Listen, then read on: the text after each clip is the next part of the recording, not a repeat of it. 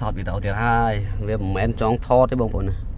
ក៏ប៉ុន្តែអ្វីដែលខ្ញុំថតចែករំលែកបងប្អូនជារឿយៗតាម page ក្តីតាម Facebook ក្តីតាម YouTube ក្តីឬក៏ TikTok ក្តីនោះគឺភាគច្រើនវីដេអូដែលខ្ញុំ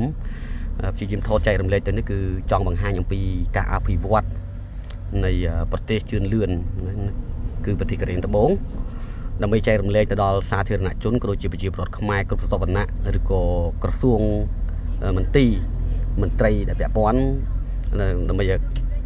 កែលម្អនៅចំណុចខ្វះខាតណាមួយដែលយើងកំពុងតែប្រណិប័តឬកំពុងតែបំពេញតួនាទីកាតព្វកិច្ចរបស់យើងណាហ្នឹងហើយយកភ្នែកយកចិត្តយកត្រចៀកស្ដាប់មើលហើយនឹងយកចិត្តទុកដាក់អភិវឌ្ឍតាមគេកែតម្រូវនៅកំហុសខុសឆ្គងទាំងឡាយទាំងពួងដែលយើងកំពុងតែព្យាយាមធ្វើហើយជួនកាលយើងអត់មានចំណេះដឹងនឹងមិនទាន់គ្រប់គ្រាន់អញ្ចឹងហើយការចង់បានចំណេះដឹងពាក់ព័ន្ធជាមួយនឹងការរស់នៅប្រចាំថ្ងៃក្តីការអភិវឌ្ឍសង្គមក្តីគឺយើងអាចទទួលយកចំណេះដឹងបានតាម3ប្រព័ន្ធទី1គឺការមើលប្រសិនបើជាជនពិការឬក៏ជនដែលត្រចៀកថ្លង់ស្ដាប់មិនឮនិយាយមិនកើតគឺគាត់អាចចេះបានគាត់អាចធ្វើតាមគេបានដោយសារការមើលអញ្ចឹងណាអញ្ចឹងចំណេះដឹងយើងអាចចូលតាមផ្នែកចក្ខុវិញ្ញាណឬហៅថាភ្នែកណាហ្នឹងហើយ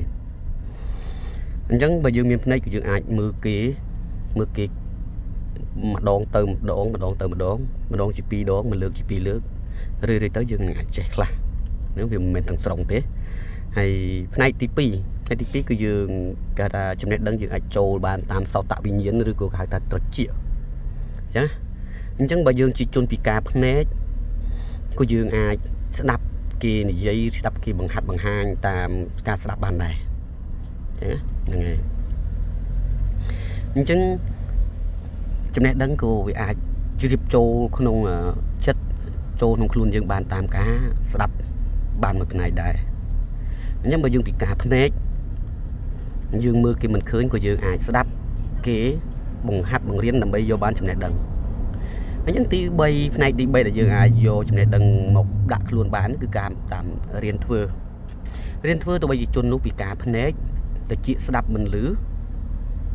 ក៏គេអាចចាប់ដៃបង្ហាត់បង្រៀនបានណាដើម្បីឲ្យយើងចេះធ្វើរបស់ខ្លះ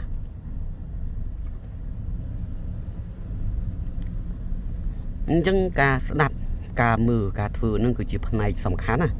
ក្នុងការរស់នៅអភិវឌ្ឍខ្លួនក៏ដូចជាអភិវឌ្ឍសង្គមជាតិឬក៏ក្រុមគ្រួសាររបស់យើងផ្ទាល់ហើយនេះគ្រាន់តែជាវីដេអូដែលថតបង្ហាញអំពីស្ថានភាពខ្លះនៅក្នុងទីក្រុងសូអ៊ូលពួកបងប្អូនឃើញហើយនេះគឺជាផ្លូវ highway ហើយផ្លូវ highway នេះហេតុអីបានមានរបងព័ទ្ធជុំវិញទៅដោយរបងណារបងនេះខ្ពស់ប្រហែលជាអាចតាមខ្ញុំប៉ាន់គឺ6ទៅ8ម៉ែត្របងប្អូនណានឹងរបងហ្នឹងហើយក្រាលដោយបាំងទៅដោយកញ្ចក់ខ្លះនិងមិនទះដែកខ្លះហ្នឹងហើយការធ្វើរបងនេះមិនមែនខ្លាចឡានឬក៏យានយន្តទាំងឡាយហ្នឹងគ្រោះថ្នាក់ចរាចរណ៍ផ្លោងទៅលើផ្ទះប្រជាជនទេគឺការធ្វើរបងបែបនេះគឺជៀសវាងរបស់របរមួយចំនួនដែលរាយបាត់បាយពីលំនៅឋានហ្នឹងខ្ចាត់ខ្ចាយមកលើផ្លូវសាធារណៈបង្កជាគ្រោះថ្នាក់ចរាចរណ៍ដោយយថាហេតុណាមួយហ្នឹងហើយម្យ៉ាងទៀតគឺគេធ្វើហ្នឹងដើម្បីការពារសម្លេងរំខានអំពីការបើកបរឬក៏ធ្វើចរាចរណ៍នៅលើផ្លូវសាធារណៈមួយយប់ទាល់ភ្លឺ24ម៉ោងលើ24ម៉ោងរំខានទៅដល់ការប្រកបការងារនិងការទទួលទានដំណេករបស់ប្រជាពលរដ្ឋគេអញ្ចឹងនេះជាគេហៅថាការចែករំលែកនៅបទពិសោធន៍ខ្លះខ្លីៗតែមានសារៈសំខាន់មានប្រយោជន៍សម្រាប់ការអភិវឌ្ឍខ្លួនក្រុមគ្រួសារនិងសង្គមជាតិអញ្ចឹងវាមិនមែនអាស្រ័យទៅលើខ្ញុំអ្នកចែករំលែកទៅទៀតអាស្រ័យទៅលើពុកម៉ែបងប្អូនទាំងអស់គ្នាតើអាចចាប់អារម្មណ៍ឬក៏ក្រេបជញ្ជក់យកនៅការចែករំលែកនៅផ្នែកណាមួយនៅលើប្រព័ន្ធផ្សព្វផ្សាយឬក៏ប្រព័ន្ធ social media នៅលើសប្តាហ៍ថ្ងៃហ្នឹងណាអញ្ចឹងយើងមិនបាច់ទៅរៀនដល់សាលាហើយក៏យើងមិនបាច់ទៅធ្វើការដល់ office ទេសម័យឥឡូវគឺយើងអាចរៀននៅតាមទូរស័ព្ទដៃដែលយើងដាក់នៅជាប់ខ្លួនរាល់ថ្ងៃហើយក៏យើងអាចធ្វើការនៅតាមទូរស័ព្ទដៃយើងហើយគ្រប់គ្រងគ្រប់កន្លែងដែលយើងអាចធ្វើការបានអញ្ចឹងអរគុណច្រើនបើពេញចិត្តវីដេអូសូមកុំភ្លេចជួយ like subscribe ចុចញ៉ាំរូបកណ្ដឹង ម្នាក់មួយហើយជួយ share ចែករំលែកចែកគ្នាបានយល់ដឹងទាំងអស់គ្នាអំពីបរិបទសង្គមក៏ដូចជាការអភិវឌ្ឍសង្គមនិងការរស់នៅក្នុងសង្គមអរគុណច្រើនជម្រាបលាជួបគ្នាវីដេអូក្រោយបាយបាយ